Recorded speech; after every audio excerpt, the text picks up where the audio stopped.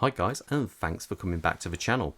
Today I want to review my Sinn 103 ASA Reverse Panda. Now if you've been keeping up to date with the channel, you'll know that I was lucky enough to pick this up. It was a little bit battered, to be fair, but it had plenty of scars, so to say, on it. And I won't get into that right now, what I've done to the watch to kind of spruce it up a little bit, but I'll leave that for the end of the video, so stay tuned for that. Now, I think this is a classic, just a classic looking chronograph. The 103 has been a long, a long runner in the Sinn catalogue. In fact, I think it's possibly their first ever chrono. I'm not 100% sure on that, but this 103 dates back all the way to the mid to late 60s. And I think the first model to ever carry the 103A with it came out in the late 80s, and even this model here is now discontinued. You can't find the reverse Panda anymore, and that's what makes it even cooler, I think. Now, as for sizes of this watch, it's a real nice 41mm, but this is going to surprise a lot of people. It's actually 17mm thick. Now that is a chunky watch, but honestly, I don't know if it's because of the lugs being quite so angled, it doesn't seem to wear that big on the wrist. It doesn't feel bigger than any of my other watches, to be fair. But anyway, the bandwidth is 20mm. So if I zoom in a little bit on that dial, as you can see, like I said before, classic chrono. It just looks a biz. You have the three subdials, both at the 12, 6 and 9. The 12 o'clock one is for your running, is when the chrono's running. That's the minute counter. Down here, written in German, is the hours for your chrono, and over here is your constant running second hand. Now, I love the fact that you've got these syringe hands, and I like the fact that they're full of lume and it still glows. It glows really well, as do the printed hour markers on the watch, which is not bad for a 15-year-old watch. The Sinn script and the day date, and what's really nice is the automatic. You don't see so much on any of the new 103s. I think it really does look cool. Now, I'll actually show you the chrono while it's working. Now, you can't just press the chrono button here. You do have the guards on it, and see how smooth, how nice and smooth that is. Now, what these are for is to stop you accidentally pressing one of the chrono buttons if, say, you've got a watch and it's underwater, or even if it's wet. Really, you don't want to press that if it's wet, because pressing it can actually push water along its length into the movement, and that's obviously a big no-no. Contrary to belief, but these don't give the watch any extra water resistancy at all. This is a 200-meter capable diver, but you don't want to press these unless it's got the Sinn D3 tech, which this doesn't. Now, let's actually hear the sound of a chrono when I activate it. Very, very sharp and crisp. And you can see the other one there is for resetting. And the chrono just glides around lovely there. So I just think it's a cracking looking watch. Look at that domed crystal, the sapphire crystal on there, blending down into that angled bezel insert. As for the bezel, if I turn it, bidirectional, very positive, and it locks in perfectly. So it does have the Sinn captive bezel technology going around there, so stops it from, if you were to knock it, from being popped off.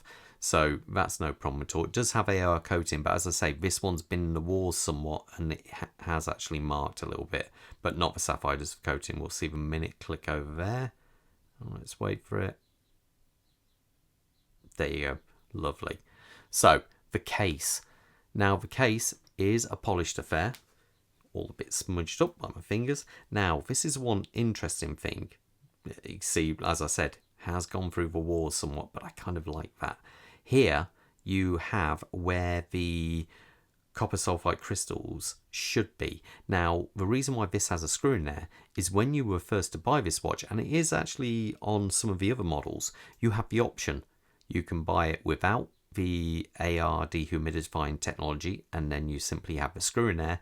If not, you can have the AR tech fitted, and you can also have it retrofitted, I believe, after. So that is available. You can see the nice chamfers on there and coming around here.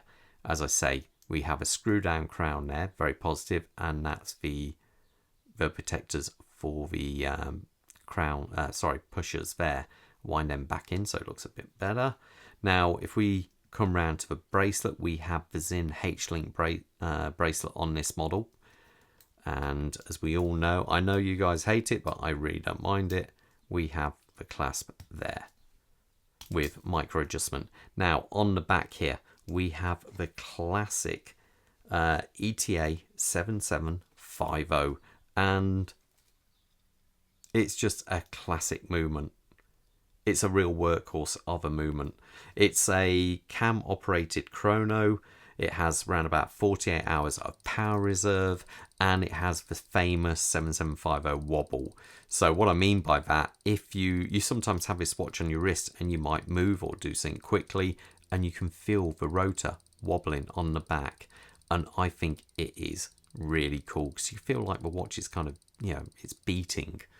Like a beating heart of a watch. Now, I say it's a 25 dual movement and they seem to be absolutely bomb-proof. It's not the most decorated or anything like that, but it just works well, and that's the main thing. Now, let me put this on my wrist so you have an idea how it looks. Let's zoom out a little bit. Quick wristwatch check, that's better. I'm wearing a Alpinist, Seiko Baby Alpinist, on a Sinn bracelet. And Bob is wearing the Twist R2, which is up for sale at the moment. So let's put this on my wrist, see how it looks. And I think that just looks wicked. That looks really, really good. And you can see it doesn't really look super tall at all. It is, it is taller because obviously it is a chrono, but I just think it looks cool. One thing I should also, before I take it off, actually point out is you'll be used to, when you get a Sinn watch, you get one of these. And this is for changing it's a screwdriver and a pusher.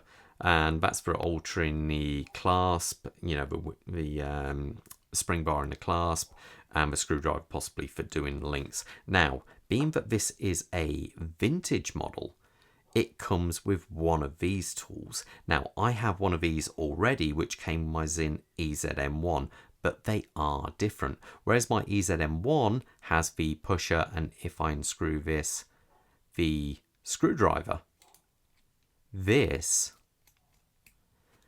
has the the hex key. I don't know if we can zoom on that. There you go. The hex key, and if I unscrew this, one thing I should point out, to get extra torque, you pull that out and you can get a bit more torque on there. And I think they're really cool, but they stopped making these years ago. So you have the two keys for adjusting your bracelet, and I think this is so much cooler than the standard key, the standard hex keys you now get with the newer models. I think this is just way cooler.